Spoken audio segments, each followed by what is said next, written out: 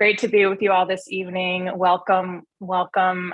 We have folks calling from a lot of different places around the country. It's great to have you this evening. And it looks like there are a bunch of folks that are new to Strozzi Institute. So we're really glad to have you and glad to be with you. Thank you for taking the time. Always great to see a young person joining for calls. We really welcome that. All living creatures welcome. So my name is Maggie Williams. I'm going to be with you this evening with my co-teacher, Dara, right there, Dara. We'll take a minute to introduce ourselves. And we're also going to be a part of the teaching team for this course that's happening in May, about 45 minutes outside of New York City, called Embodied Transformation, that we're really excited about. So a little bit about me. I'm a lead teacher for Strozzi Institute. Before really working for SI full-time, I worked with social justice organizations and helped them with their legislative strategy in particular, really focused here in New York State where I live. I live in Brooklyn. I identify as white, I identify as queer. And when I'm not teaching for Strozzi, I really spend most of my time focused on how to show up as the type of parent that I want to be. I have a just turned 4-year-old and a soon to be 2-year-old. So I'm still very much in the phase of hands-on, physically demanding parenting. And there are plenty of opportunities to be confronted with my old patterns and old shaping and opportunities to try something new every day. So that's what I'm up to, and I'll pass it over to Dara. Thanks, Maggie. And yeah, it's great to see little ones and people celebrating St. Patrick's Day. And it's also Purim today, which is sort of like the Jewish Halloween. So lots of celebrations. My name is Dara Silverman. I use she, her pronouns. I live in Beacon, New York on Wappinger and Lenape land. And I'm a lead teacher for the Strozzi Institute. And then I also work as a consultant and a coach. And I work with organizations and leaders and foundations, really supporting a lot of organizations that are trying to move towards racial equity and liberation and justice, and working with organizations that are struggling in these times, which is sort of every organization right now. One of the things that I love to do when I'm not teaching or coaching or consulting is that I grow 8 kinds of berries on about 1/3 of an acre. So I'm kind of obsessing right now because it just got warm here and all I want to do is be out in the garden. I'll turn it back to you, Maggie. Thanks. So yeah, really excited to have all of you with us this evening. You can use the chat for any questions throughout. So anytime you have, you have a neighbor on the call, Dara, anytime you have a question, whether it's technical or substantive, please put it in the chat. We will be tracking that, and we're going to have a really substantive chunk of time, about 3/4, 2/3 of the way through, to really engage with you all around your questions. So please put questions in at any point. And our agenda for this evening is we're going to spend a little bit of time practicing to start, because we always start with practice. And we're going to start with one of our foundational practices that we do all the time, anytime we're together, multiple times a day. It's a real baseline practice for us. So we wanted to get everyone practicing early and get us in our bodies early. So Dara's going to lead us through a practice in a few minutes. And then after we get a little bit more in our bodies, feeling more sensation, feeling more aliveness, then we're going to spend some time talking. So Dara and I are really going to define and share some of our methodology with you around what we mean by embodied and what we mean by transformation, because those are really big words to throw around.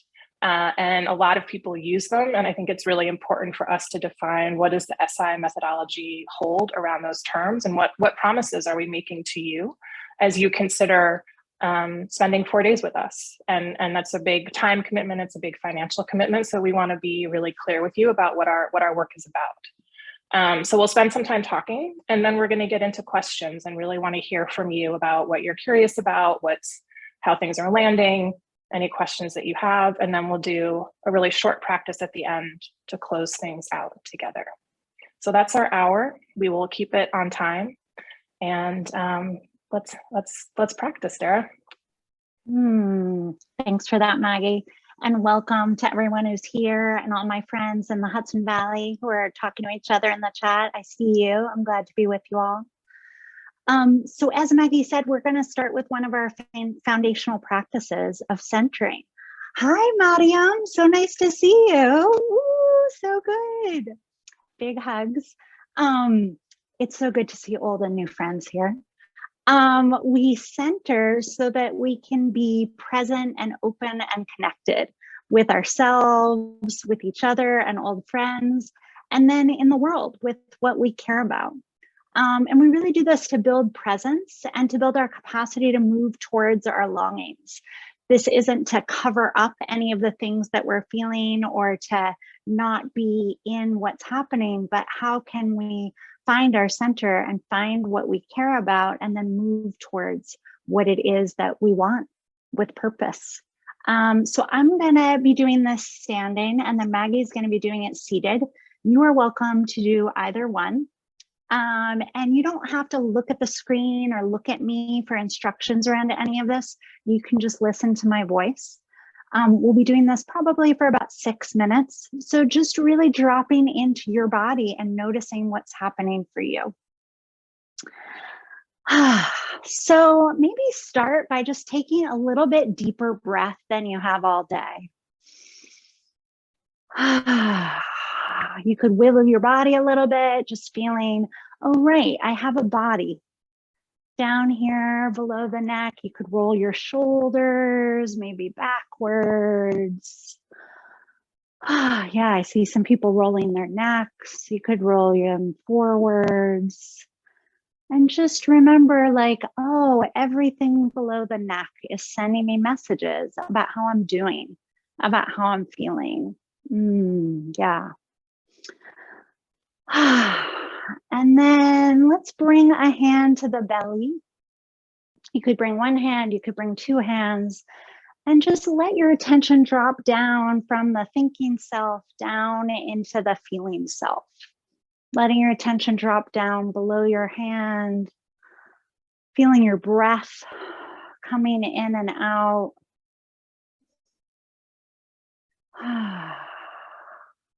And then you can let that hand go. And we're going to center in 4 dimensions. And the first one is length. So if you're seated or if you're standing, just dropping your weight down into your lower body. So doing what you do to get really heavy in your legs, in your calves, in your feet. It's almost like you could open up the soles of your feet, like you open up your palms and just feel more of your foot on the ground.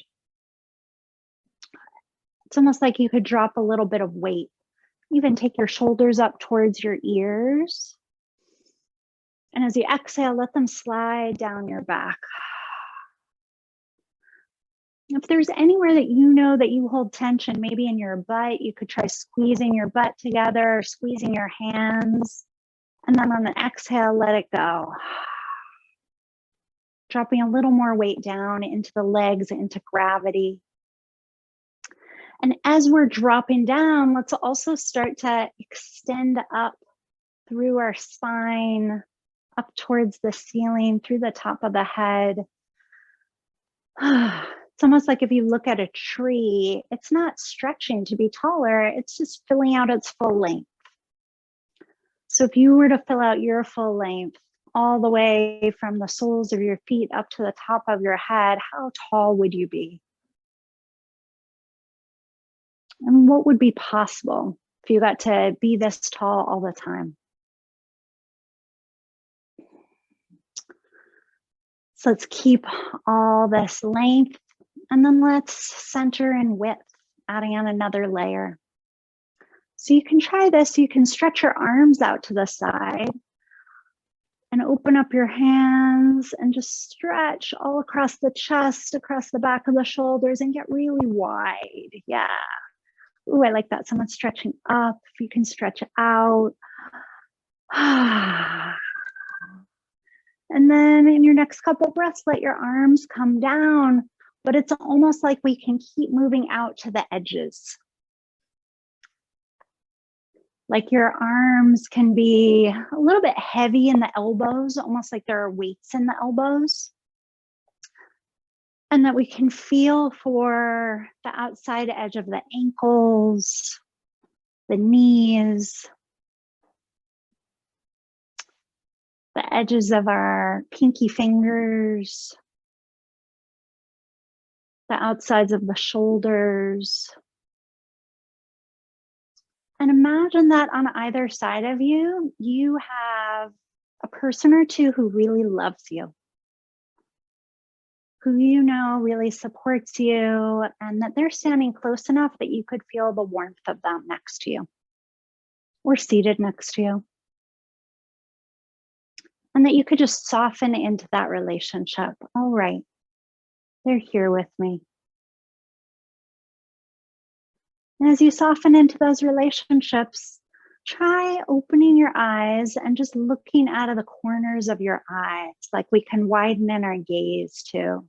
So you don't have to look at the screen, you can look beyond it at the corners of your room and just take it all in. Oh yeah, this space that I'm in. Feeling the connection, the interdependence of all of us on this call together. And then let's keep that width and let's center in depth. Feeling for the clothes on your back. Feeling for the whole length of your spine, all the way from your back of the neck down to the upper back, the middle back, the lower back.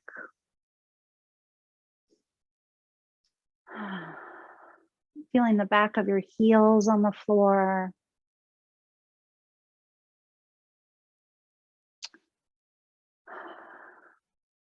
And you can think of all the support that we get from our spine, from the back body. It's always there with us, all that history, everything that we've been through. And then we're going to move from the back body through the density of our legs, the belly, the heart, and come out to the front of your body. Feel the cloth on your front of your knees. Feel your nose extending in space. And then feeling for this next hour together. This next month and year.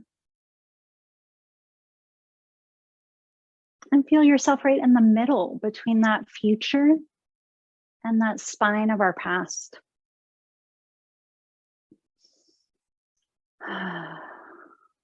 Bring a hand back to your belly.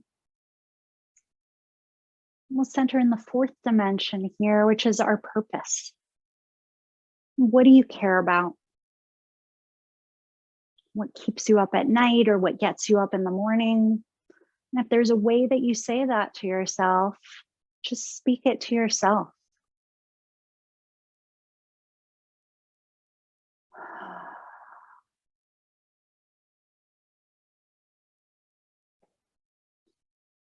And in your next couple of breaths, making your way back to the group. As Maggie said, centering is one of our foundational practices. We always end with a mood check. So I'm going to invite everyone into the chat just to share a word or two for what's your mood after that centering. So filling out the sentence, I feel. We can enter any mood. The only rule here is tired is not a mood. Any other mood counts because we're all tired. Tuned, grounded in gratitude, warm, bigger than I thought, nice, more connected, peaceful. Yeah, and just let all those moods wash over you. And they don't all have to be positive moods. Sometimes it can also make us aware of hard things that we're feeling. And how do we own and feel all of that and not try to cover it up? Yeah. Thanks, y'all. Maggie, I'm going to pass it back over to you. Oh, no, I'm keeping going. I think it's continuing to be me. Okay. Practicing in action. So we do practices like that because we want to feel ourselves and our bodies. And one of the questions that we really look to in this idea of somatics. And our work here at the Strozzi Institute is in one stream of somatics. And when we say somatics, what we mean is the living organism in all of its wholeness. The living organism in all of its wholeness. And the idea here is that many, many cultures have had practices that help us remember we have a body. And we are in a world right now where many things try to pull us out of ourselves and think that we are only a vessel to carry our brains around. I grew up in a family where I really thought my body was just to take my brain from point A to point B. And it was only in the process of discovering that I had a body that I was like, oh, there's so much more here. There are all these messages that my body is sending me about my moods, about my temperature, about my thinking and actions that I might want to take. And so what we really believe is that there isn't some division between our mind and our body, but that it's actually all integrated. And that the body is actually a shortcut to understanding what it is that we're longing for and how to move us towards our cares and concerns. So when we talk about somatics or the soma, we're really looking at this whole self, like not just what's above the neck and not just what's below, but that it's all there together. And so when we say, I can feel my feet on the ground, or I don't know about you, but sometimes when I'm really hungry and my stomach starts growling and it's like there's a little monster in there, or if I'm in a meeting and I'm nervous and I feel my stomach drop, it's like, how do we listen to those messages that our body is giving us and really start to take them not just seriously, but like, oh, there's a roadmap for what I'm feeling and for what I want to move towards and what the things are that don't feel right for me. So I think one of the things that we think about is that the body is really the self and the self is the body, and that's not a division.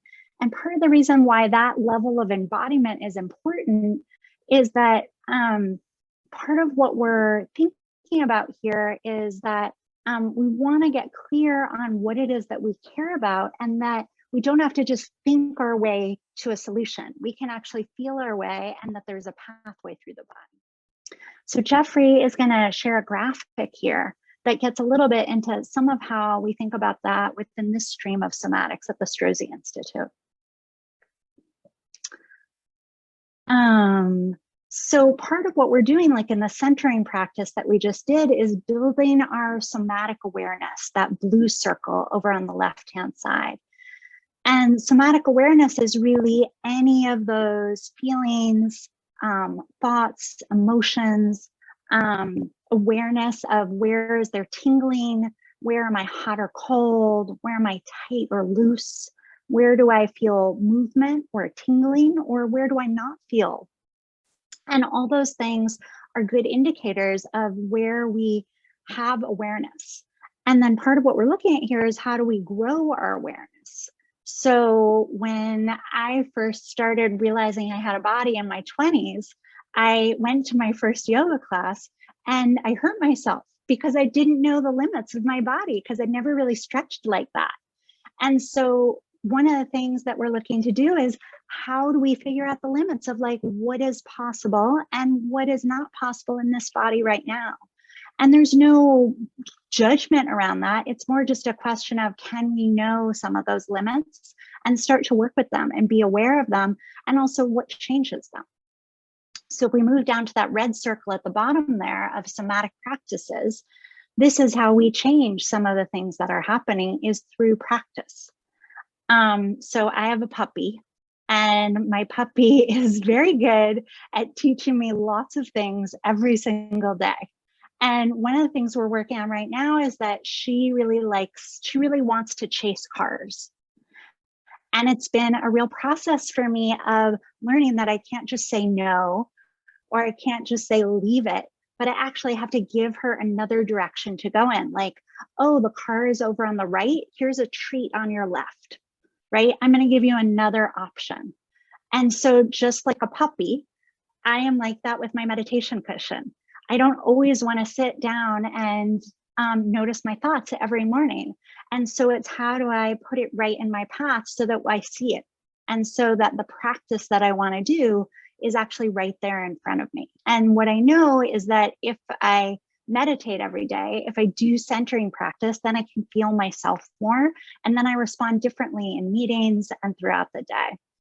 So we really see practice as the path through which a lot of the new pathways that we're forming are created. And then this third circle here, the orange one, somatic opening, is how do we recognize when there are moments where we have openings. So for me, right before my period, sometimes I really want to cry and I don't always know how to do it. And so I'll watch a sappy video on YouTube, and having that little cry is an opening. And sometimes we'll have those things happen. Like I know every month that's going to happen. I'm going to want to feel a little sad and have an outlet. But if we're doing practices, then that opening that we have can lead us to what it is that we want next, to where it is that we're going, and not just be, I'm going to have a cry right now, but, oh, there's actually something I'm upset about right now. I'm going to go and talk to my partner about something that's bothering me that I didn't really know. So we really believe that these three circles together, somatic awareness, somatic practices, and somatic opening, are the three elements that help lead us towards changing the way we are, towards what we care about. And it's through practicing and building our awareness and then being open to what's coming and to when there are some of those opportunities to level up that we can get to another stage. And then briefly, I just want to mention these two outer circles. This first one of social context is we're always swimming in the soup of the world that we live in.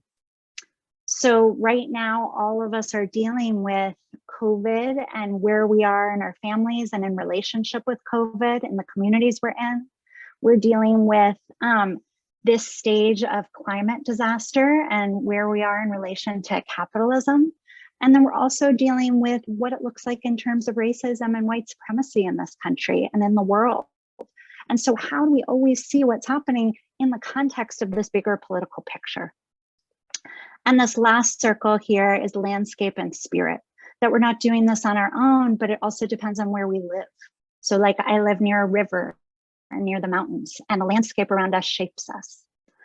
I'm going to pause there, even though there's a lot more. And Maggie, I see there's a couple questions in the chat, but I want to pass it back over to you to take us into our next section. Great, thanks, Dara. Randy, that's a great question. We can come to that in a couple of minutes. And if other folks have questions, please put them up in the chat. So Dara has talked a little bit about embodiment and how we see the body and the soma and the self at Strozzi. And I'm going to talk a little bit about transformation, because that is a word that I think we see a lot of places. A lot of people claim that they can help us to transform. And I think we want to be really clear with you about how we define transformation. So we define transformation that as you can take new action. So you can take new actions that were not previously available to you. You can take those new actions 80% of the time under the same pressures. So let's break that down. What do we mean by pressure? So pressure can really be a run the gamut from some low pressure, low stakes situations to really high pressure, high stakes situations. So pressure could be anything from you're scrambling to make dinner, there are kids that need your attention, you just transitioned from work, you're trying to focus on getting the food on the table, there's a lot going on, you're feeling flustered. Pressure can also look like really new demands at work. The job is changing. People are asking you to do things they weren't asking you to do before. You feel like what you're being asked to do is outside the scope of the job you actually were hired for. It could be someone saying, I love you. Sometimes that feels like pressure to some of us. Sometimes it feels really awesome. Depends on the situation, depends on who's saying it. Pressure can also be news of war. Right now, we're all reading about war in Ukraine, and we're also aware that there are a lot of other wars and areas of unrest that aren't getting as much attention as what's happening in Ukraine. And so there are lots of ways in which we're experiencing pressure. Pressure is also a loved one testing positive for COVID. So when I say pressure can really run this gamut, and all of us have these ways that we've learned to automatically respond to those pressures. And often what we find is that we have some overused muscles. So we're responding in some ways that don't serve us. And what we really want is to be able to respond in ways that are aligned with our values and aligned with what we care about most. So if we're looking to change and we're looking to do things differently in our lives, if we could think our way to that change, none of you would be on this call.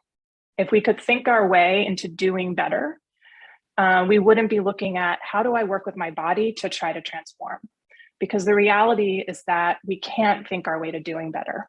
We actually have to really work with our whole body and our whole soma to move towards the new action and to actually have those new actions live in our bodies. So what do I mean by new action? So new action could be taking a risk. It could be setting a boundary.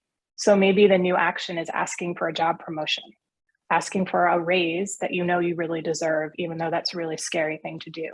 It could be telling someone that you care about them. It could be saying you want your relationship with them to change. Either you want it to change and become different, you want the friendship to deepen, or maybe you want a romantic relationship to end or transform into something else. It could be declining a new project. Maybe you are putting some offer out in the world and you really want to be moving in a certain direction, but you're getting these requests that keep trying to pull you back into this old direction. How are you going to decline those requests? So these could be new actions if this isn't something that's already living in your body and this isn't a way you're automatically responding. So a lot of what we work with is how do we get better at understanding what our automatic reactions are, those old habits, those responses that come out of us, even though they're not what we actually want to be doing or saying in the moment. How do we honor them? How do we understand where they've come from? And then how do we actually practice new moves over and over and over again with our whole body so that when the pressure comes, that new move lives in us? Because we're always practicing something. Right now, as I'm talking to you, am I practicing taking deep breaths that come from my belly? Am I getting excited and a little bit nervous and taking shallower breaths that come from my chest? And how can I intentionally practice, even in this moment, switching my breathing to help me slow down and be really present with all of you? Because we're always practicing something. And so what we want to be practicing is what is actually going to get us to what we care about. So that's all that I want to say for now, because I see that there's some questions and I want us to get to those questions.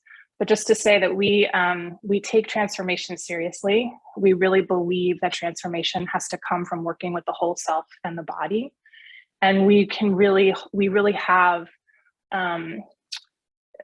attest to the fact that we're able to get people to the place where they can take new action 80% of the time under pressure. It may not be under all pressures. It may not be in all situations after one 4-day course, but there are ways in which we can really help folks take new action even under pressure, which is what I think we all want to be able to do to transform. So I see that there are some questions coming in. Randy, I saw your question a while ago. I'm wondering if you want to actually just come off mute and go ahead and ask that question in your own words. That would be great. Is Randy still with us? There I am. Hey there. Hi. Yeah, so I guess that's where I'm coming from, and that is, so background is a little bit that, you work a lot of years. In my case, worked a lot of years, retired during COVID, which wasn't the optimum time to retire in life, right? So I've been through a lot of strozzi, in somatic work. My wife is embedded in it, in her practice, so I know it pretty well. And yet it's, I could feel the practices, and then you back away, and you feel the practices and you back away. And I keep waiting for where it just will be there, and and it kind of isn't, So that's where, I don't know if there's a question in that as much as it's just maybe the thing of getting over the hump, so to speak. Does that make sense? Yeah. Really appreciate the question and you sharing with all of us what's going on for you. And yeah, I would say that there's a lot we can do on our own. Yeah. And working every day to have a set of practices that we come back to can be really amazing and really powerful. And then oftentimes our practices can also become our default habits. So sometimes we need a practice refresh, right? Like we need to check in with a coach or with another seasoned practice partner. So we can have a conversation around, this is what I actually want to be moving towards in my life. So this is what my commitment is. So when we do our 4 days of embodied transformation, one of the first things we do is using the whole body and using a bunch of practices to help folks get into their bodies. We help folks identify what we call a commitment, which is what is this longing that you have? How do you want to be showing up in the world differently? What is it that you want your future to look like? We have lots of ways of helping you get to that and to articulate it. And then once we have that commitment articulated and you have that commitment articulated, then we can actually look at, well, what are the practices that are aligned with that? Because it's great to wake up every day and center, and it's great to wake up every day and meditate or go for a walk or do whatever the practices are, but we want to actually check in and make sure that the practices are aligned with where you want to go. And then I would also say that sometimes it's really important to practice in community and to have a place of learning. In California, we work at a dojo. We won't be at a dojo here outside of New York City, but what a dojo actually means is a place of learning. And so it can be really powerful to have times, maybe it's once a year, maybe it's twice a year, maybe it's once every 3 years, where you're making a commitment to go to a place of learning in community to really look at deepening practices and deepening transformation. So I think there's a lot that we can do on our own. And then I think coming together as a group can be really helpful in jump starting to the next level, right? And really naming what it is you're going for next. And really figuring out, are the practices you're doing going to help you get there? Yeah, because I keep thinking that the commitment is still strong that I made and have made several, but it's here and not here. And that's what I miss more than anything. Is the embodied sense of that commitment versus the head sense of that commitment, if that makes sense. Yeah, that makes a ton of sense, Randy. And I think that's, whether it's through an online course or through coaching or through coming to this course, I feel like it could be great to help you figure out how to get it dropped down into the body. Okay. Yeah. Thanks, Maggie. Yeah. Dara, are you seeing another question either in the chat or somewhere else that you want to dive into? Thanks, Maggie. We'd love to hear other questions with folks' voices, or if you want to put them in the chat.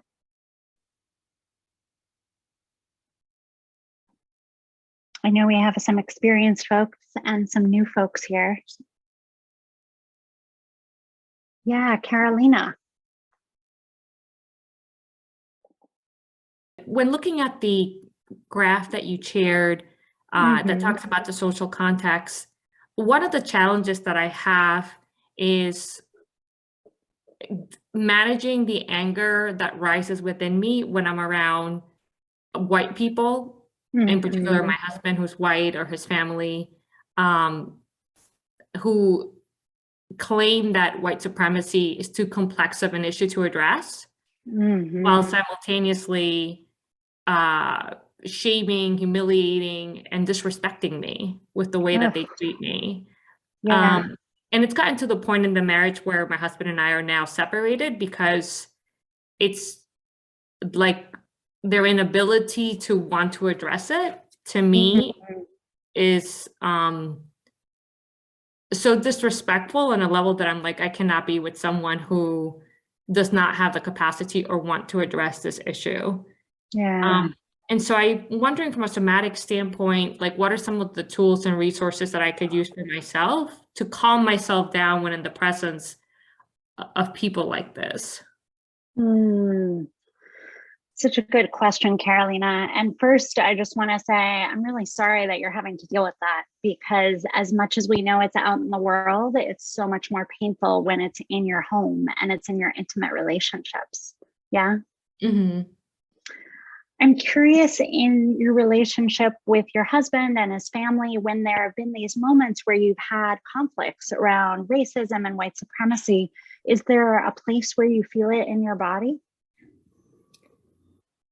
I would say that usually the reaction is like disbelief. So my breath gets constricted and I feel like a tightness in my chest and as well as my belly.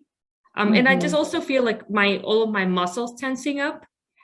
Yeah. You know, it's interesting.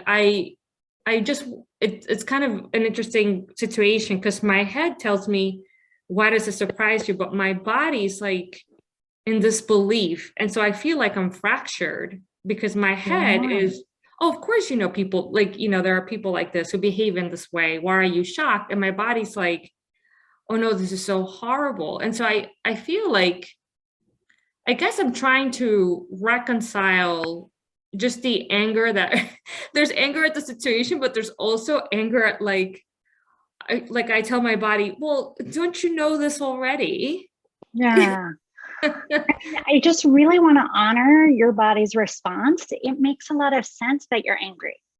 It makes so much sense that you're having this level of frustration because you shouldn't have to put up with this. And so one of the things we really believe in somatics is, how do we get to really have an experience where we get to let our anger come out? Like, where are the times where it's not just trying to contain it and tamp it down, but how do we create boundaries in our lives of what's acceptable and what's unacceptable behavior from the people who we're close to or from people that we work with? How do we create those boundaries? And then how do you also get an outlet where you don't always have to hold it in, but you can actually let some of it run so that you're not just containing it and trying to tamp it down? Does that make sense? Yes, thank you. Yeah. So, I mean, I don't know what your life is like, but one thing I sometimes do, because, you know, with COVID, not all of us are going out of the house as much or going places, but even like taking a pillow and hitting the bed can be a great way to let some of that anger run through. Got it. So like physical activity, even if it's just within the home. Yeah, physical activity. I mean, there's another practice that we could do right now if you're up for it. I know you're not on video, but we could all try doing this together. Okay. Yeah. So just take your hands and rub them together in front of you. Create a little bit of heat. And then bring your hands to the outsides of your arms. And your hands are moving your arms in and your arms are moving out. And it's really like creating the boundary here of like, I get to have a boundary around myself, around my dignity. You can let the shoulders release a little bit away from the ears.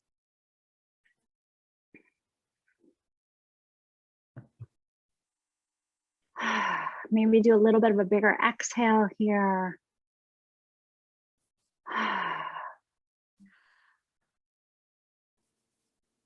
And then in the next few breaths, let your arms go. And just notice what it feels like in the chest, in the center part of your body.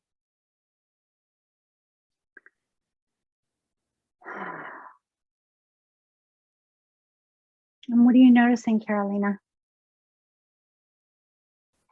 Despair. Mm-hmm. Yeah.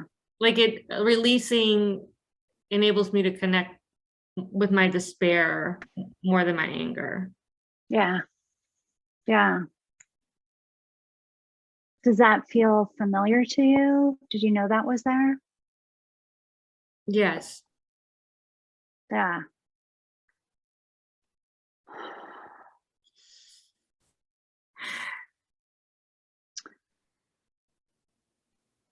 I have a question. Well, and this will be my last question. Mm-hmm. I know that I shouldn't be going through this, but I don't know why I shouldn't be going through this. Mm-hmm. Mm-hmm. Can I ask you a question in response? Mm-hmm. What would you say if you had a friend or someone in your family and they told you they were going through a situation like this? What would you say to them?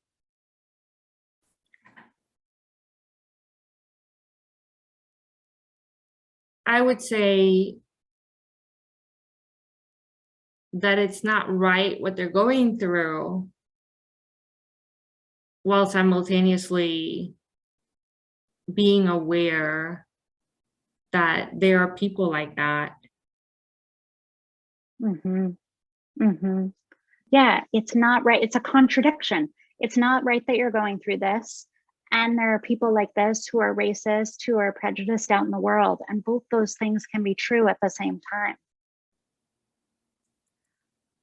Okay. Sorry, Yeah. I have one more. So is there a somatic practice that is perhaps recommended when one is needing to hold contradictions? There is a practice for that. Let's try doing this, and we're probably just going to spend a minute or so on it and then move on. Bring your hands together again and rub them together, and we can all do this again. And then take one hand and bring it palm up and put in that hand one of these two contradictory opinions. And Carolina, if you want, you can name it out loud. Well, I would say white supremacy. White supremacy, great. And then take your other hand, palm up, and put another opinion, another view in that hand. Inclusivity. Mm-hmm. Yeah. And so hold both of these hands like both of these things exist. Both of these things are here.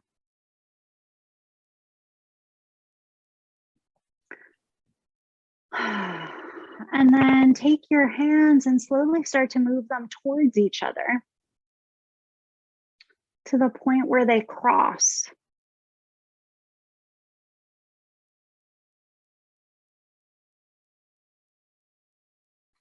And there's still both of these views, they still both exist. And then bring your hands back out. Still holding both of them. And this time, bring your hands towards each other and let the edges of them touch. Noticing what's happening in your breath, what's happening in your body here.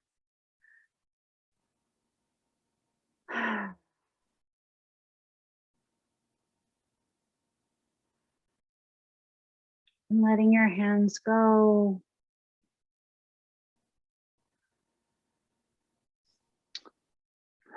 Carolina, what did you notice there inside of your body? Well, I noticed that the right hand that held white supremacy was shaking the entire time. Mm-hmm. That the shaking became more pronounced when I crossed the hands.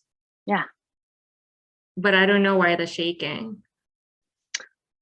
That's a form of somatic opening. So when we go back to that chart that I had of somatic awareness, somatic practices, and somatic opening, that type of shaking or aliveness moving is, I don't want to interpret it for you, but it's some of what comes out of you in trying to hold the weight there of white supremacy. So somatic opening is a good thing. Yeah, somatic opening is a great thing. And it's really having a container to hold it in of like, oh, I don't have to just contain this within my body, but I can let some of it come through. So the shaking releases. Yes, the shaking releases. Thank you. Carolina, I know we need to move to wrap up here, but I'm wondering, is there anything that you want or need before we shift? No, thank you. This was really healing. Thank you. Thank you all. Thank you, Carolina. And if there are appreciations for her, Carolina, that you want to put in the chat, I know there's some already there, or use your reactions down at the bottom.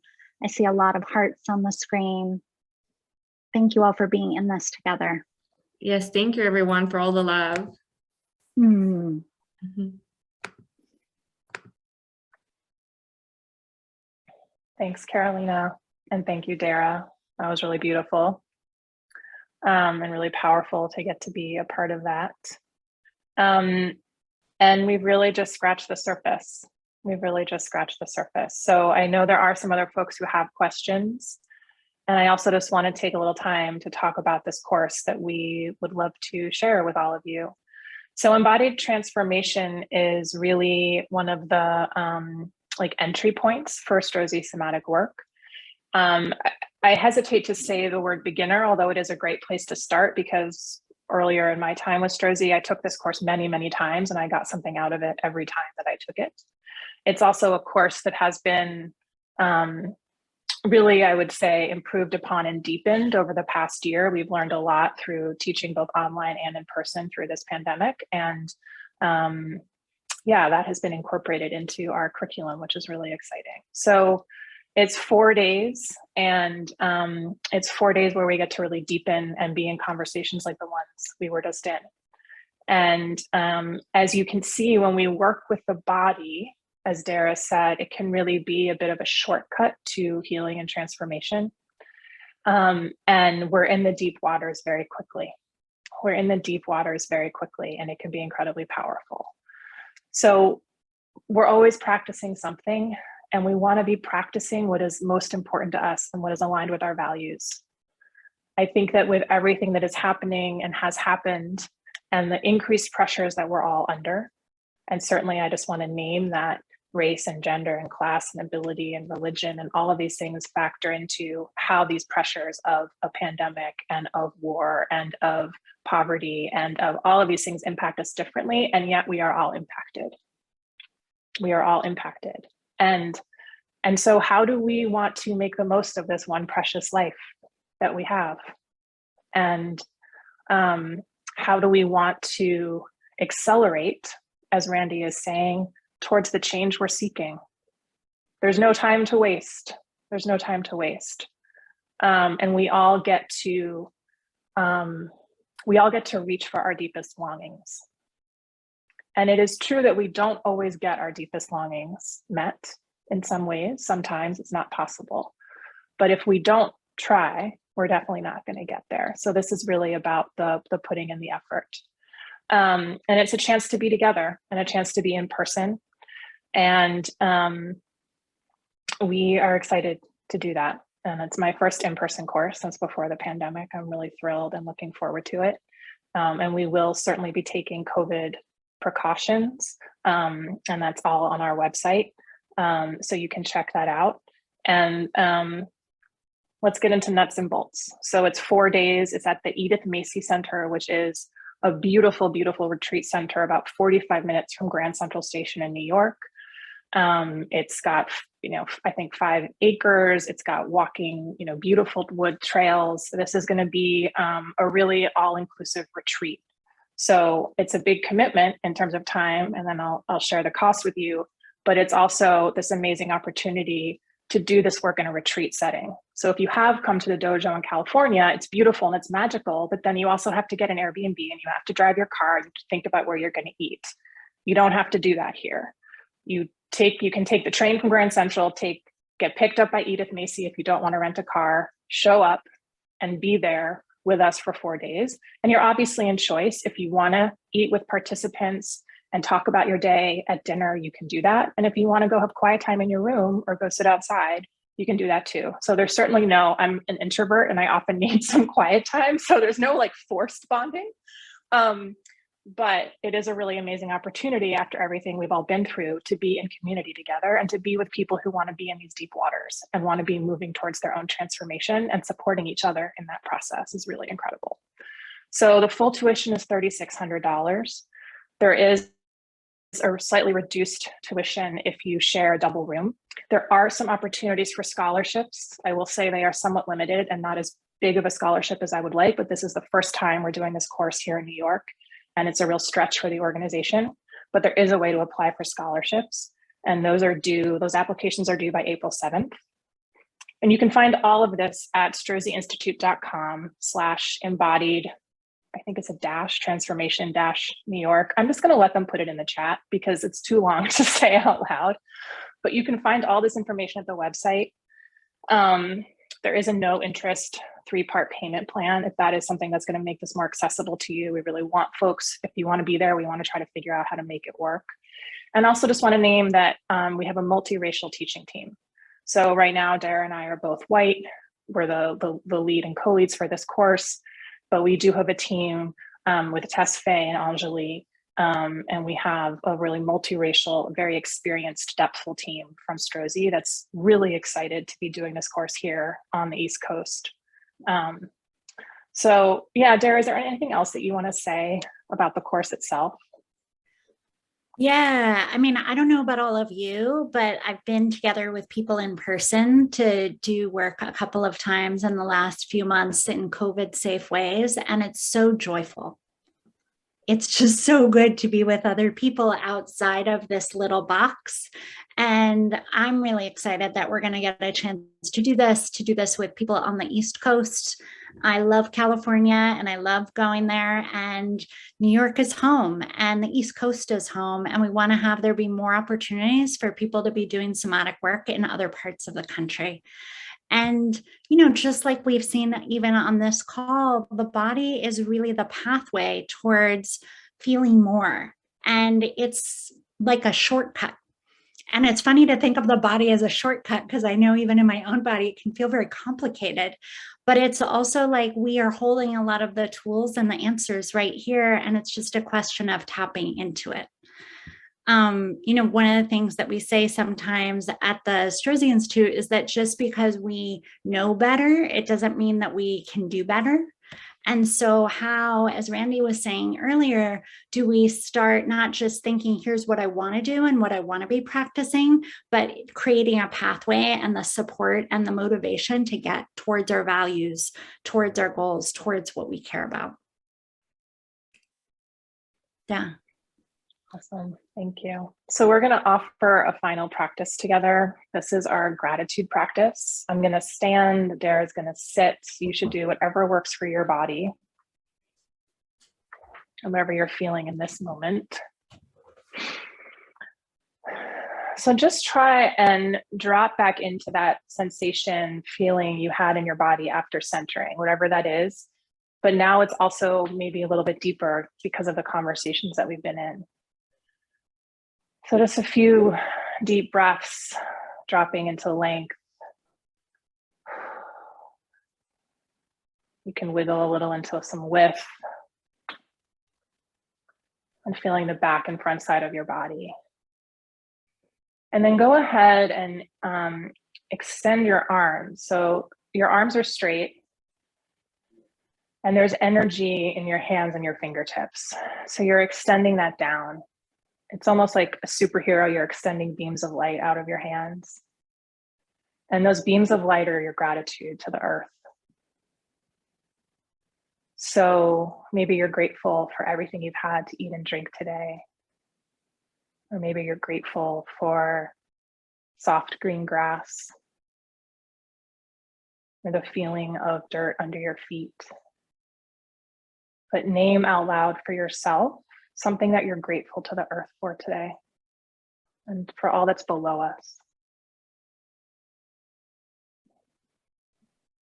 And then go ahead and extend that energy and those beams of light up. And you can pull your shoulders up and then drop them down and really open your heart here. So now we're extending gratitude to sky, heavens, cosmos, planets and stars and mystery. And what's something that you're grateful to the cosmos and to all that's above you? What's something you're grateful for today?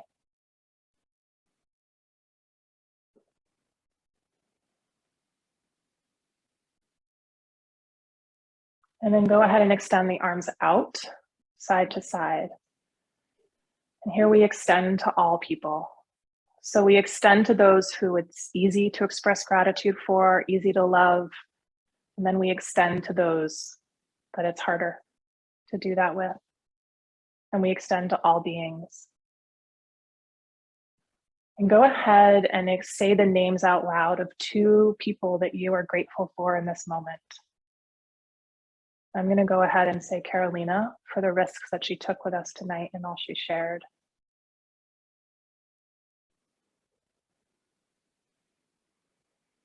And then take that same level of gratitude, of generosity, and take one hand on your heart, one hand on your belly, and extend it to yourself. Thank yourself for showing up tonight, for taking this opportunity to practice and be in community together. And thank yourself for being the one unique being that you are, that no one else can be. So say out loud 2 qualities that you're grateful to yourself for.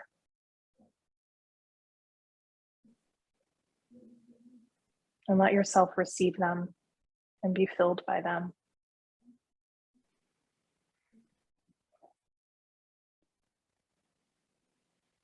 And then let's come back together. And if you could go ahead and put your mood in the chat as we close. Go ahead and put your mood in the chat. And then as you do get ready to sign off, it would be really great if everyone could just say goodbye, like come off mute and say goodbye. But just want to say, I hope we get to see many of you at Edith Macy. And if not at Edith Macy, then in the dojo or on an online course. There are online courses happening as well. And it's just always really powerful to be with people in practice, even over Zoom, and then especially powerful when we get to do it together. So thank you so much for joining us tonight. Thanks, y'all. Great to be with you. Thank you. Thank you, everyone.